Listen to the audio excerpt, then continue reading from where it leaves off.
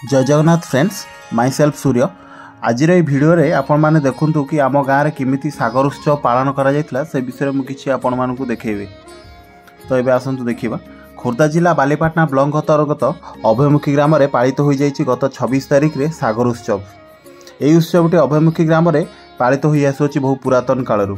सबु वर्ष परी चलित वर्ष मध्य ग्रामवासी मानक सहयोग रे एही उत्सवटी बहुत उत्सव मुखर सह पालन होइतिला।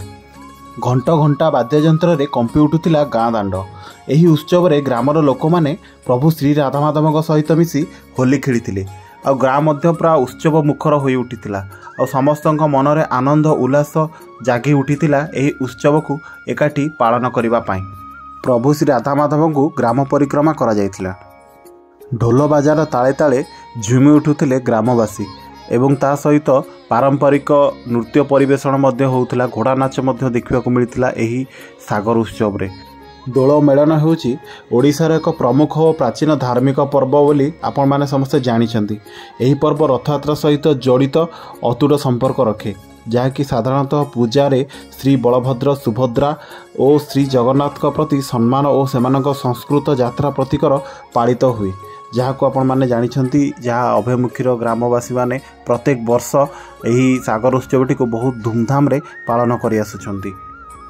प्रत्येक वर्ष भली यही वर्ष मध्य घोड़ा नाच को देखा मिलता यही सागर उत्सव रे एवं ग्रामवासी सहयोग क्रमे प्रत्येक वर्ष धूमधाम रे पालित हो आसुची यही पवित्र सागर उत्सव। सागर उत्सव आउ एक विशेषत्व होची रंग खेल। यही दिन छोटू बड़ जाए समस्ते गाँव रे एकाठी रंग खेली थांती।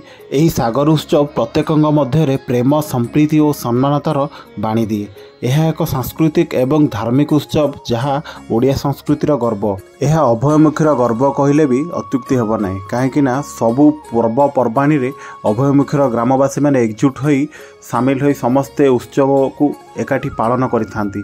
जेमिति कि सब मध्य यही सागर उत्सव होची अन्यतम, जहाँकि एठी देखा मिलता है तीनोटी विमान एकाठी होई केमती समस्ते उत्सवर को एकाठी पालन करुछंती एवं ग्रामवासींकर जो एकता ताहा विजुअल आपण माने जानि परथुबे। देखिके प्रत्येक वर्ष परी एही वर्ष मध्य देखा मिलता अभयमुखी ग्राम में सांस्कृतिक कार्यक्रम सहित मनोरंजन पाई लोक मानक पाई यात्रार आयोजन मध्य करा जायतिला, जहाँकि 2 दिन धरी चलिबो।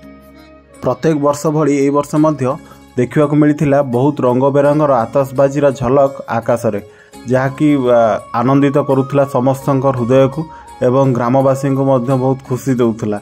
कहीं प्रति वर्ष यही धूमधाम रे आमर सागर उत्सव पालन करा जायतिला। आपण मानू जदि ये वीडियोटी भल लगी निहत भाव में सब्सक्राइब कर दिंतु कलिंग इनसाइट्स यूट्यूब चैनल को। रही धन्यवाद।